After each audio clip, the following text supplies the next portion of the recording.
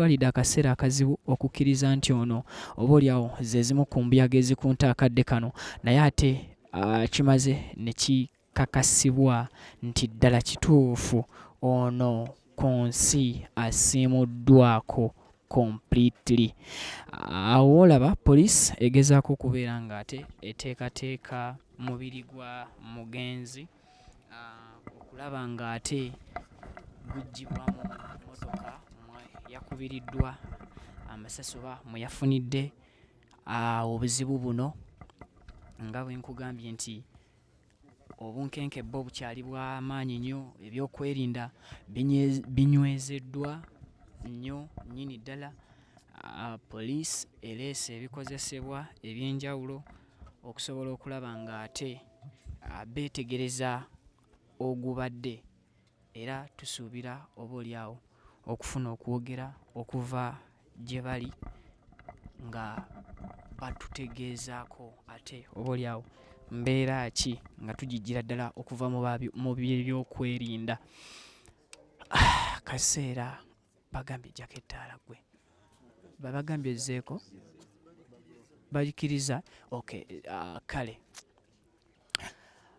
yeyo embeera nga bw'ogenda mu maaso n'okugiraba nzibuzibu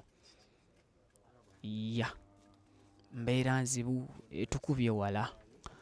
Basobodde okubeera ng'ate basecuringa ekifo mwakubiddwa nga bateekako obupande bwa crime scene okuviira ddala eri wansi gy'abadde okuva ku kkubo paka wano.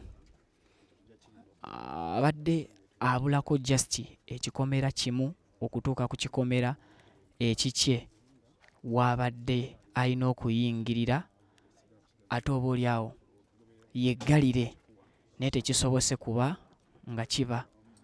Abayimbi nga Bruno K azze bambi ng'amaziga gamuyitamu.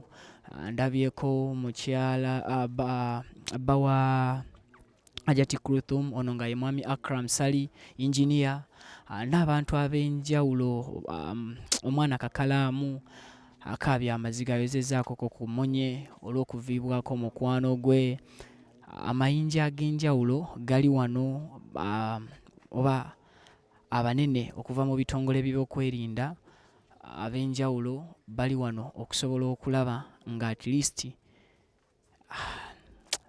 kyannako ndowooza mumpulira sometimes bwe nkola emboozi ez'ennaku ku bantu b'embeera oluusi simanyi kinkwatako, but this time around nga nkola emboozi ey'ennaku ku muntu nga Ismail Access gwe mbadde oboolyawo mmanyi, gwe mbadde oboolyawo nsanga nemubuuzaako n'ambuuzaako. Intaneti egenda kumusubwa nnyo ky'ekyamazima cause nti yali yajja n'ekintu kye nga kipya, y'omu ku ba blogger, si y'omu wabula ye blogger yekka abadde updating abantu mu ssaawa ez'okumakya, nga sinabudde nti oba lunaku lwa Sunday nti tasobola ku updating abantu ng'abasinga bwe bakola nti olunaku lw'e Sunday baluwummula, naye ye abadde at least agezaako okulaba nga n'olw'e Sunday ajja n'ategeeza eggwanga ku ebyo ebibeera bigenda mu maaso. So updates ezisingawo tugenda kwongera okubeera nga tuzikutuusaako. Just ky'olina okubeera ng'okola weekuumize ku mukutu subscribinga, ate ensonga ojja kuba ozifuna bulungi.